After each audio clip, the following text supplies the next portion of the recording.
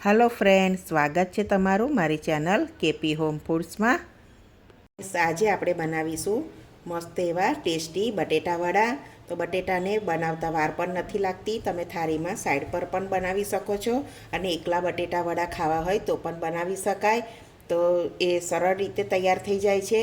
તો ચાલો આપણે રેસીપી શરૂ કરીએ। સૌથી પહેલાં બટેટાવડા બનાવવા માટે મેં અહીંયા 4 નંગ જેટલા મીડિયમ સાઇઝના બટેટા બાફી અને છાલ ઉતારી લીધી છે। બટેટા સરસ ઠંડા થઈ ગયા છે।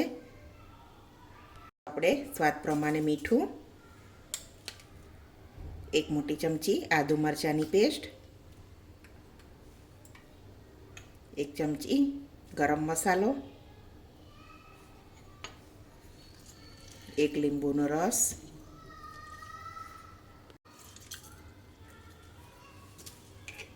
થોડા કોથમીર, 1 ચમચી ખાંડ બરાબર મિક્સ કરી લઈશું।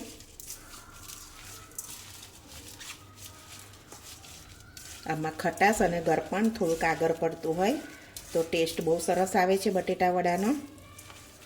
અને આમાં તમારા બટેટા થોડા ઢીલા ને એવા હોય તો તમે પૌવા ઉમેરી શકો છો। પૌવા બધું પાણી એબ્ઝોર્બ કરી લેશે।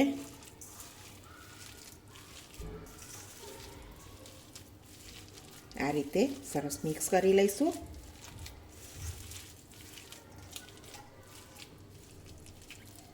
તો આપણો બટેટા વડાનો મસાલો રેડી છે। તમે આમાં લાલ મરચું ઉમેરવું હોય તો ઉમેરી શકો છો। હું અહીંયા લીલું નાખું છું એટલે લાલ નથી ઉમેરતી અને હળદર પણ નથી નાખતી।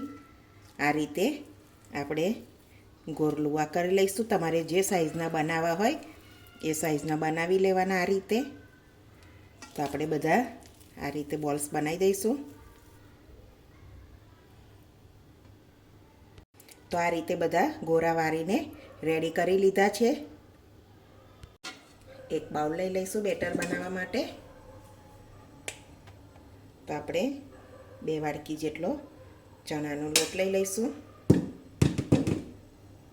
2 ચમચી જેટલો ચોખાનો લોટ બરાબર મિક્સ કરી લઈશું। સ્વાદ પ્રમાણે મીઠું ઉમેરી લઈએ,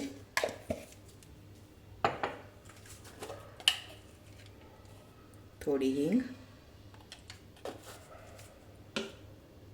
થોડું થોડું પાણી ઉમેરતા જઈશું અને બેટર બનાવતા જઈશું। ચણાનો લોટ હંમેશા ચારીને જ લેવાનો એટલે ગાંઠા ના રહે।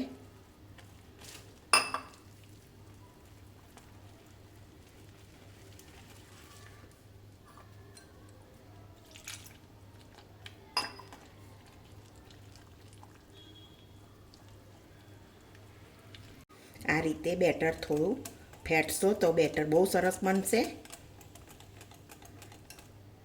આ રીતે એક ધાર પડવી જોઈએ સરસ।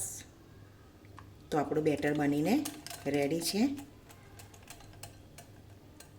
તો અહીંયા હું ચીલી ફ્લેક્સ ઉમેરું છું, થોડા કોથમીર અને 1 ચપટી જેટલો સોડા ઉમેરવાનો છે, વધારે નહીં। બરાબર મિક્સ કરી લઈશું। આ તમારે ઓપ્શનલ છે, ઉમેરવું ના ઉમેરવું, પણ આ સરસ લાગે છે એટલે હું ઉમેરું છું।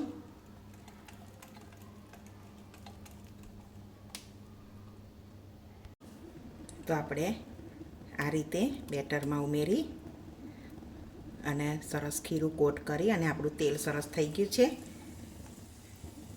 તો આપણે આ રીતે મૂકી લઈશું, બધા જેટલા માય એ રીતે મૂકી લેવાના।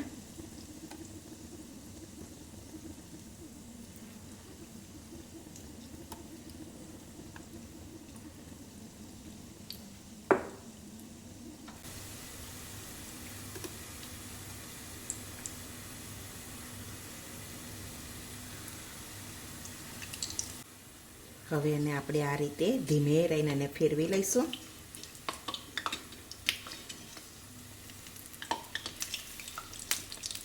નીચે બહુ લાલ ના થઈ જાય એનું ધ્યાન રાખવાનું, ગેસ મીડિયમ જ રાખવાનો।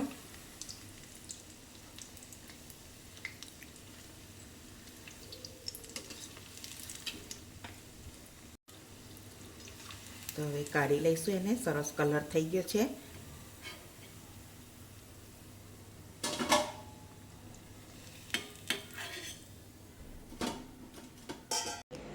તો આપણે બધા જ બટેટા વડા આ રીતે તળી લેવાના છે. ધીમા જ ગેસે તળવાના છે. તો આપણા બટેટા વડા બધા તળીને રેડી કરી લીધા છે. તો હવે આપણે સર્વિંગ પ્લેટમાં લઈ લઈશું.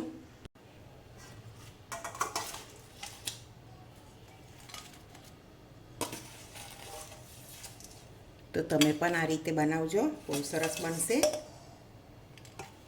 તમે જોઈ શકો છો. તો આપણા બટેટા વડા બનીને રેડી છે, તમે જોઈ શકો છો. તમે પણ એકવાર ચોક્કસથી આવી રીતે ટ્રાય કરજો, બહુ સરસ બનશે. તો તમને મારી આજની આ રેસીપી ગમી હોય તો વિડીયોને લાઇક કરજો, તમારા ફેમિલીમાં શેર કરજો અને મારી ચેનલને સબસ્ક્રાઈબ કરજો. તો હવે મળીશું એક નવી રેસીપીમાં. ત્યાં સુધી બધાને જય સ્વામિનારાયણ.